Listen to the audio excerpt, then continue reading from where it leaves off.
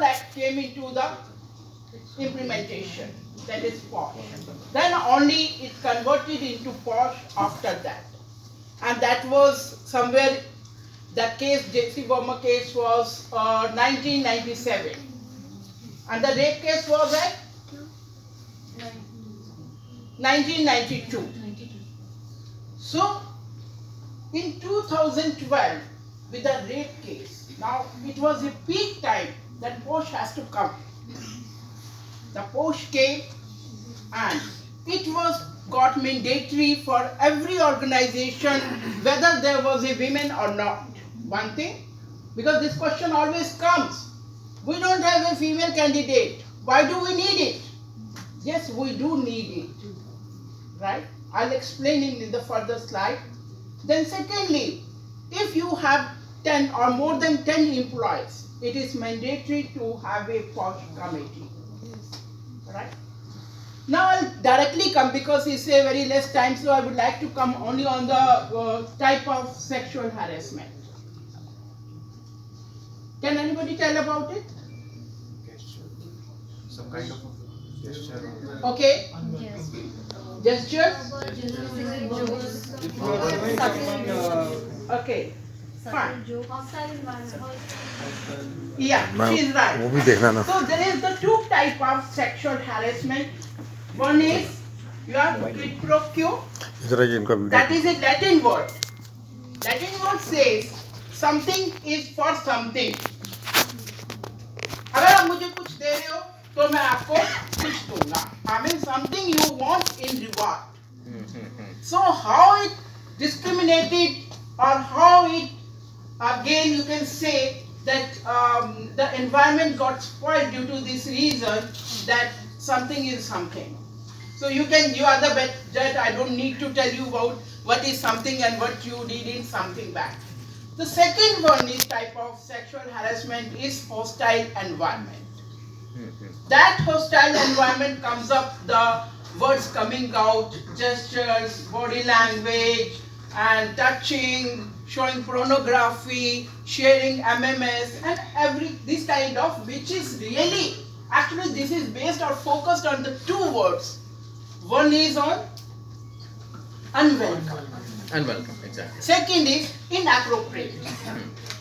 These two words tell this is the hostile environment coming up in the organizations. So what do you think? Only the employer is only responsible for this? Is the duty of the employer or the duty of HR? Who's else? Everyone. Being an employee, you are equally responsible for this, because due to certain reason, maybe just what people will say. हमारे society में सबसे पहला question आता है, if I come forward, if I say that this has happened to me, or I'm going through this kind of an environment or situation, so what will happen? यार मेरे friends क्या कहेंगे, मेरी तो इंसल्ट होगी, I will be insecure, or maybe मेरी promotion में भी कुछ हो सकता है, or I may have a job insecurity also. So these reasons stops you for sharing these experiences, and the time comes when the things are out of your approach. What will happen then?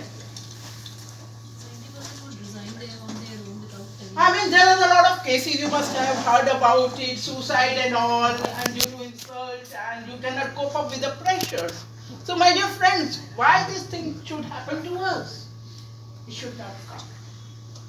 So I think government as well as the employer and the ICC committee, the internal complaint committee, has done a wonderful job to start up with, where you can lodge a complaint, where you can see that now I have a place where I can go and I can talk about my heart. I can stand out. But suppose if you are not able, what next?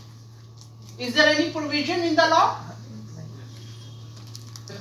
If suppose you don't come out, you feel that your friend is suffering and she is not able to come out, or she is not able to share her experience.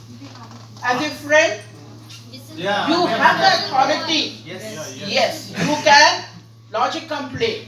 or the person who is not mentally fit for that, then also you can say. Or even or advocate, they are also liable for lodging a complaint on behalf of that accused person. Right? So now I'll directly come on the committee. How it forms. I think I'll show you through the Vishaka guideline also. You must be watching over here. Is becoming that gender equality, a good office environment or a positive work environment, and there should not be any discrimination in work also, or in salary, or in any kind of incentive. That there should not be any kind of discrimination, not only work, right? So this Vishaka guideline says about the POSH, right? Next slide, please.